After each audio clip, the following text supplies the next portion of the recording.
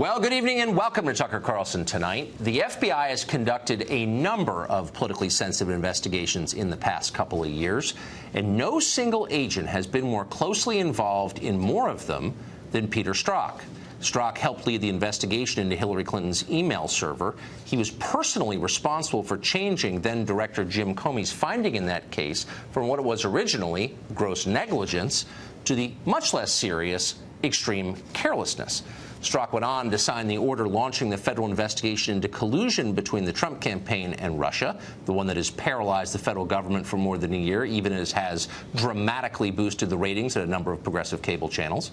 Strzok also oversaw the interview of Michael Flynn at the White House, the one that led to felony charges against the former national security advisor. And until August, Strzok was a central member of Robert Mueller's independent counsel investigation. Like Zelig, he's everywhere. Peter Strzok is a major figure in American political history. His fingerprints are all over events that will likely send people to prison, events your grandkids will be learning about years from now. So it is vital that Peter Strzok's ability and his integrity are beyond question. Unfortunately, we are no longer convinced of either one, with evidence. Yesterday, Fox News obtained copies of the famous text messages that Strzok sent to his mistress, Lisa Page, the ones that got him kicked off the Mueller probe last summer. They're devastating. In one exchange from August of 2016, Page told Strzok, quote, "Maybe you're meant to stay where you are at the FBI because you're meant to protect the country from that menace." Now, what menace would that be? Well, just days before, Strzok had signed off on the start of the FBI's investigation into ties between Russia and Donald Trump. Later that month, Strzok texted this to Page, quote, "I want to believe the path you threw out for consideration in Andy's office, that there's no way Trump gets elected, but I'm afraid we can't take that risk. It's like an insurance policy in the unlikely event you die before you're 40. Now, the Andy in question apparently is Deputy FBI Director Andrew McCabe. McCabe, you'll remember, came under fire when his wife accepted hundreds of thousands of dollars in political donations from Bill and Hillary Clinton's best friend, Terry McAuliffe, at the same time that McCabe himself was running the FBI's Washington office and helping to oversee the Hillary Clinton email investigation, a clear conflict. And yet, for some reason, McCabe did not recuse himself from that investigation. Now it looks like top FBI officials met in McCabe's office to plan some kind of insurance against Trump becoming president.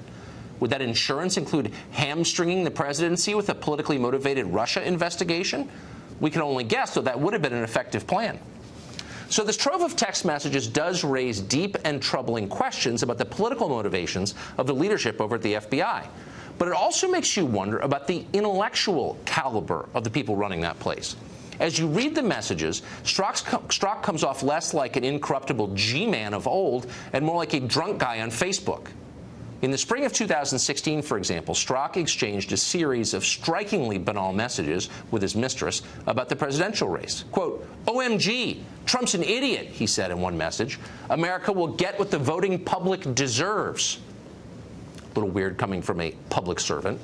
Around the time of the Democratic convention, Strzok sent this message to his girlfriend, quote, "Congrats on a woman nominated for president in a major party, exclamation point. About damn time, exclamation point.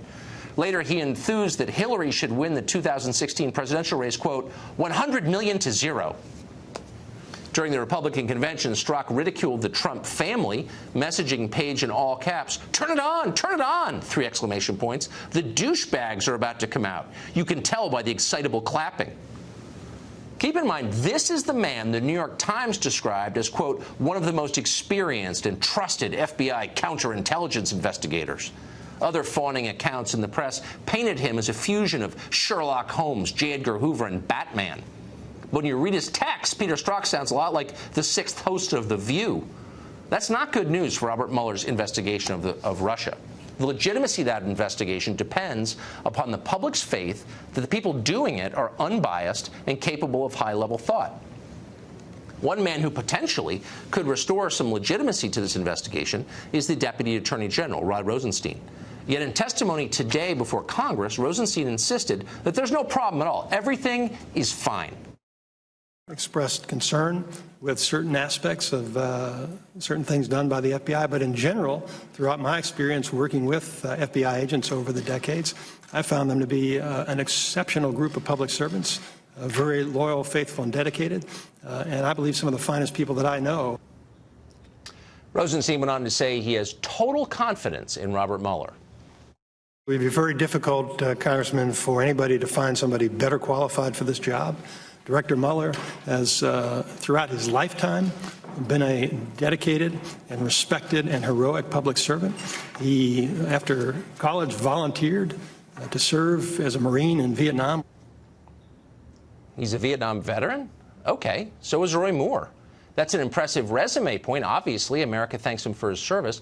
But what does it have to do with the question? Nothing, of course. It's a non sequitur. Worse than that, it's misdirection. Nobody's attacking Mueller as a man or questioning whether he'll make it to heaven in the end. Instead, the question is, why did Mueller hire so many partisan Democrats to investigate a Republican president? 9 out of 15 are Clinton donors. At least one worked for Hillary personally. Was that a wise idea? Meanwhile, why did Mueller hide the reason for Peter Strzok's demotion for so many months? And why has he consistently stonewalled Congress's many attempts to exercise its constitutional oversight of what he's doing? To answer that last question, we're happy to have Congressman John Garamendi join us. He is from California, and he's a Democrat. Congressman, thanks for coming on. Good to be with you, Tucker. So I would think that you would share my interest and everyone's interest in seeing that this investigation is not only fair, but has the confidence of the public. Exactly right. Yeah, exactly right. So given that we now know that Peter Strzok was a seething partisan, does it bother you that he had a hand in so many key investigations in the last 2 years? As near as I can determine, the current FBI director is also a partisan. He's a Republican. He's given a substantial amount of money to the Republican causes around. And so within the FBI, there are men and women who are Democrat and Republican. I would probably, and I think you might agree with this, that the majority of the FBI team, agents and others, tend to be conservative and tend to be on the Republican side. That tends to be true. Yes, that tends to be true. Yes. And yet Robert Mueller himself was so concerned by Strzok's partisanship that he pulled him off the investigation as soon as he and sent him found down out. to HR. As soon as he found out. As soon as he found out, apparently. We're not exactly sure because he won't answer basic questions from Congress about this. He hid for months from Congress the existence of these texts. He won't answer questions like, what else did Strzok do? What else do we know about Strzok? Does it bother you as a member of Congress that the FBI is stonewalling your body's efforts to get answers? Not at all. There is a criminal investigation underway. There is an investigation of national security of extreme importance to this nation, to the future democracy and the way in which we run our elections. And we ought not be in any way slowing down, harming, or stopping, or rather, in one way or another, causing that investigation to not go forward. It is about our democracy, and it is about a foreign government involvement in the democracy. What it has to do with the president is just one piece of it. It's one piece, but here's one piece that we think we know, that the FBI apparently used this now famous Steele dossier. Yes. In order to inform its investigation, yes. And it perhaps may have paid for that dossier. Now, that's something that already happened. You're not going to be affecting the investigation by getting an answer to that question. The FBI will not answer the question, did they pay for that dossier? To what extent did they use it? It's been discredited, as you know. Why doesn't your body have the right to know that? I'm confused. Well, whether they did or did not, the question begins with what is the dossier? The dossier has been a template for the investigations. It turns out that much of that dossier has already proven to be accurate and correct. It was important enough that the entire intelligence community looking at it informed the president that it existed so that the president would know that these issues are out there and that they were being... Where'd that information come from, the information you just described as important and central to this investigation? Do you know where it came from? It came from Russian intelligence in part. Does that bother you? You mean the information in the dossier that you just said informed the investigation. So the claim is Russian intelligence influenced our election. You just said that the dossier, provided in part by Russian intelligence, influenced this investigation. Why wouldn't that bother me as a citizen? Apparently, and we do not yet know where all of that information came from, but we know that it came from an individual who was involved in the British intelligence services, was years, perhaps 3 decades, 3 decades working on the Russian portfolio. So he knew what was going on. He had his contacts, some of whom were willing to talk to him, apparently Russians and others. So he put together the dossier. The dossier becomes an extremely important part of what has happened. It is informative. But you don't see this as a problem? Wait, hold on. Your concern, which I think is a fair concern, is that a foreign government may have influenced our election. Well, okay? We do know, at least by the intelligence agencies, that they did. Okay, but we know that that dossier came in part from a foreign intelligence service, and the U.S. government may have paid for part of it. So why isn't that vital information? Why wouldn't you be calling the FBI today and say, what? You paid money yes for or no. information from Russian intelligence? No. Tell us. No. The information came from Mr. Steele, a retired British intelligence agency. And where do you think he got it? He got it from a variety of sources, some of whom were undoubtedly Russians, either in Russia or maybe. And that information provided by the Putin government influenced a U.S. investigation into a sitting president. So you just described. I think you are way out on a limb here. No, I'm not at all. These are publicly available facts. You're saying that that's okay, that information from Russian intelligence is influencing an investigation of the president. That seems like a big deal. Back up a bit. We know from our intelligence agencies, who undoubtedly got information from their sources in Russia and other places, that the Russian government attempted to and, in fact, did engage in influencing the American presidential election.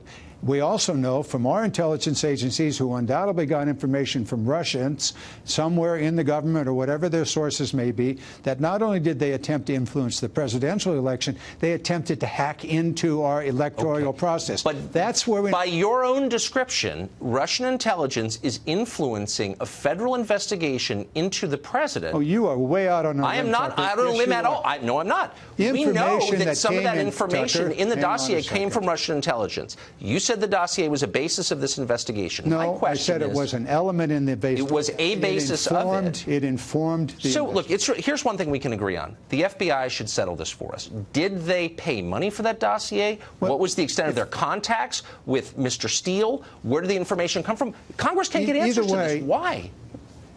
It may be interesting, but so what? So because it would show that a foreign government is influencing a federal investigation into election officials. Back up. Seems like kind of a big deal, no? No, it's not necessarily a foreign government. What we're talking about is that the information in the dossier and the information collected by all of our intelligence agencies, some of that information undoubtedly came from sources in Russia. We do know this. We do know that from all of that gathering of information, the dossier being but one piece of it, perhaps even a small piece of it, we do know that the Russian government at the highest levels attempted and, in fact, did we know, because involve our themselves Congress, in the which is supposed to be providing oversight of these agencies and of this process, is content to sit back and take the word of federal bureaucrats. I don't understand why. Well, you saw these hearings. They've been going on for the last... You guys could compel them to answer your questions. You could shut them down, and you should. I mean, how would... they're basically saying, we're not answering your questions, and you put up with that? You are dealing with a fly on a dog's back here. What you need to do is to take a look at the overarching issue involved here. There are things we know. All of our intelligence agencies said Russia involved itself in the American election. Our intelligence agency said that Russia hacked our electoral system unsuccessfully, at least as far as we know. They're hacking our investigation. I just want more information, and I think we can both agree. We all want information. Good. Congressman, thank you. Good to see you. My pleasure.